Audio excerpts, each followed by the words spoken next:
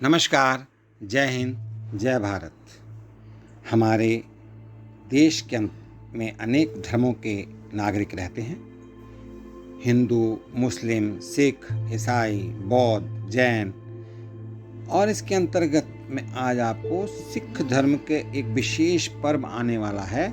उसके अंतर्गत आपको कुछ विशेष बातें बताना चाहता हूँ।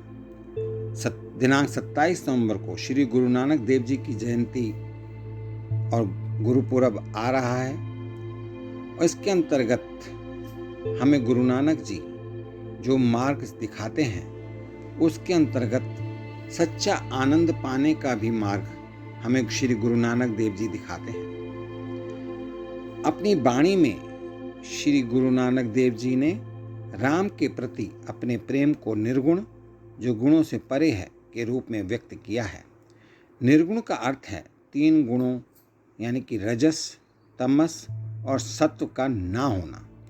ये गुण प्रकृति से संबंधित हैं और इस प्रकृति का आधार ब्रह्म पूर्ण वास्तविकता है, जिसे श्री गुरु नानक देव जी निर्गुण, निरंकार, पार ब्रह्म, सत्य और आनंद के रूप में संदर्भित करते हैं। सिख गुरु जी कहते हैं कि निर्गुण राम की प्राप्ति तभी हो सकती है जब हम अपने झूठे अहंकार को छुटकारा पाएं और आत्मचिंतन करें। यदि हम सत्य का चिंतन नहीं करेंगे तो हम त्रिगुणों में उलझे रहेंगे और संसार में उलझकर शरीर और मन के गुलाम बन जाएंगे। मन कभी भी विश्राम नहीं करता है, अर्थात मन में किसी न किसी प्रकार से हमेशा कोई न कोई विचार चलता रहता है। इसलिए मन से उत्पन्न होने वाली बातें कभी समाप्त नहीं होती।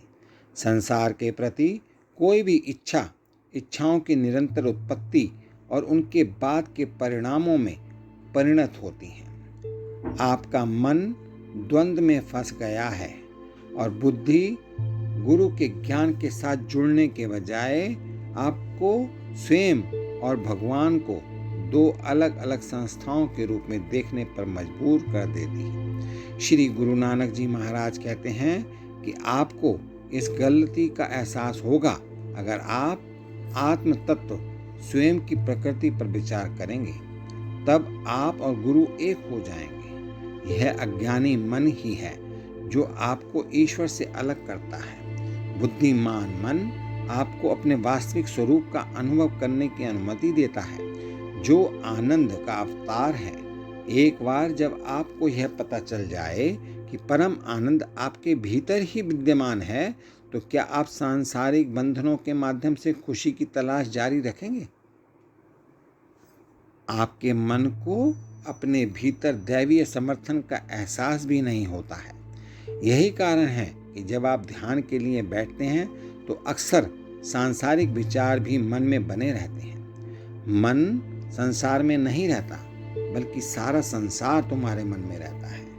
मन अपने दिव्य स्वभाव को भूल गया है, इसीलिए उसे पूरी दुनिया की चिंता सताती रहती है।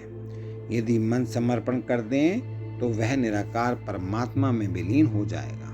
वह मन जो ईश्वर की पूजा करता है, जहाँ हर शब्द ईश्वर का भजन करता है, उसे भीतर संतुष्टि मिलती है। परम शांति तब प्राप्त होती है जब आपका मन ध्यान की स्थिति में होता है। आपका मन आपको यह कहकर मूर्ख बनाता है कि ऐसा होगा तो खुशी होगी, वो होगा तो खुशी होगी। चीज़ें तो बनती हैं, लेकिन खुशी अभी भी भ्रामक है। धन, दौलत, सोना, चांदी, पत्नी, बच्चे, माँ, बहन, बेटी की चिंता बनी रहती है और आप लगातार झल्लाहट से हार जाते हैं। जब तक आपका मन धन इकट्ठा करने में लगा रहेगा, तब तक उसमें अशांति बनी रहेगी और आप सुख दुख के बीच बदलते रहेंगे। श्री गुरु नानक देव जी महाराज जी कहते हैं कि यदि आप सहज सुख चाहते हैं तो अपने हृदय में ईश्वर का ध्यान करते रहें, अन्यथा आपका मन दुखों का घर बन जाएगा और माया, भ्रम और आपके चित्त में निवास करेगी। गुरुमुख वह है जो अच्छे और नेक कर्म करके नेक कर्म करके सत्संग पाता है, सत्य से जुड़ता है और उससे ज्ञान प्राप्त करता है। हम सभी को अपने कर्मों के अनुसार ही फल मिलता है। यदि मन लगातार भौतिक संपदा में व्यस्त रहेगा तो वह उसका पीछा करता रहेगा। हालांकि जब दिन और रात मन सर्वोच्च उनके नाम और ज्ञान सत्य की खोज में डूबा रहता है तो आपका जीवन पूरी तरह से कुछ और ही हो जाएगा। इसीलिए श्री गुरु नानक देव जी महाराज कहते हैं कि संसार में आप कर्म करते रहें, लेकिन मन को स्थिर करें और जब सत्संग का समय हो तो उसमें पूर्णतया अपने समय को व्यापक रूप से आगे करके सत्संग करें और प्रभु का ध्यान करें। उस समय सांसारिक बातों का ध्यान ना करें।